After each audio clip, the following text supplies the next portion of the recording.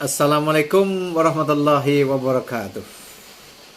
Baik, kita lanjutkan dengan pembahasan soal-soal TKP, tes karakteristik pribadi. Bantu ya, subscribe, like, comment, and share. Jadi setiap soal kita usahakan mengerjakannya dalam waktu 1 menit. Ya, selamat menyaksikan. Kemauan dan kemampuan untuk menguasai teknologi informasi dan komunikasi di kantor menurut saya harus menjadi tanggung jawab B. Ahli IT yang bekerja di kantor. Ahli IT yang bekerja di kantor mendapatkan 4 poin. Ada yang lebih tinggi dari ahli IT siapa?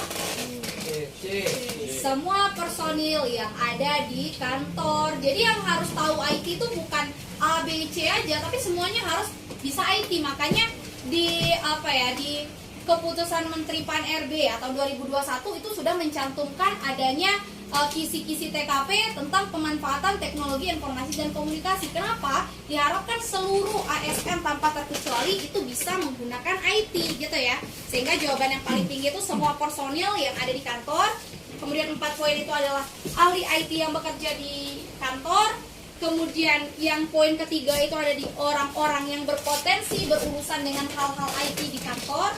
Ya, kemudian yang 2 poin itu adalah para pimpinan kantor, dan poin terakhir itu adalah personil kantor yang berusia muda dan masih memiliki banyak potensi. Kenapa yang E ini hanya mendapatkan 1 poin? Karena yang E ini adalah adanya diskriminasi yang membedakan seseorang yang berusia muda dan tua gitu. Berarti fokus yang muda saja yang harus tahu IT, yang tua nggak usah, nggak mungkin ya. Jadi itu adanya diskriminasi, dan diskriminasi juga tidak diperbolehkan gitu. Sehingga yang paling tinggi itu ada di semua personil yang ada di kantor. Oke, next, nomor 8. Saya harus melaporkan pekerjaan dengan cepat, dan komputer kantor yang biasanya saya gunakan untuk membuat laporan mati. Sehingga yang tersedia hanya sebuah laptop baru yang penggunaannya belum saya kuasai. Yang saya lakukan adalah A.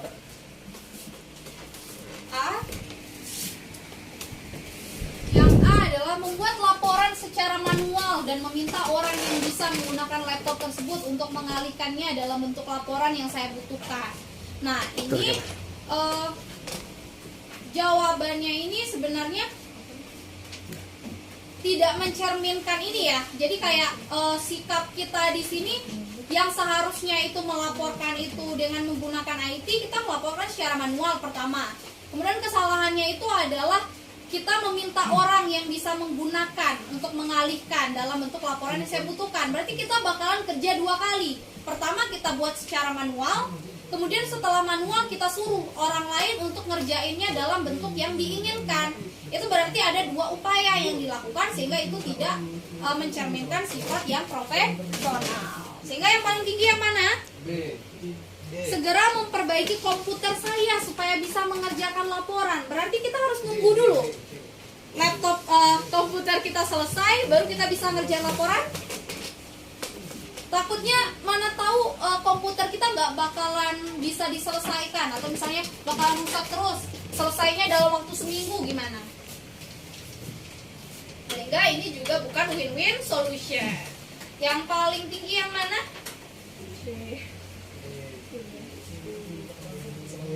Apa? Apa? D. Berusaha mengerjakan laporan dengan menggunakan laptop tersebut. Ya, ini paling tinggi. Pasti kita bertanya-tanya, kenapa kok kita tetap mengerjakan laporan, padahal sebenarnya laptop itu kan kita belum menguasai penggunaannya. Pasti itu pertanyaannya ya. Nah, kita harus ingat konteks komputer dan laptop itu dalam penggunaannya itu tidak akan jauh berbeda, gitu ya. Komputer menu perintahnya sama, laptop keyboardnya juga sama. Mungkin perbedaannya adalah versi. Misalnya Word versi baru, Word versi lama. Jadi itu perbedaannya. Jadi itu tidak akan mengganggu kita signifikan. Kecuali misalnya kita diminta aplikasi A terus diganti jadi aplikasi B. Nah, itu kan susah ya menyesuaikannya. Sehingga yang D itu bukan menjadi sebuah permasalahan. Sehingga yang D itu mendapatkan poin tertinggi, yaitu dengan 5 poin. Kemudian kita lihat 4 poin di mana?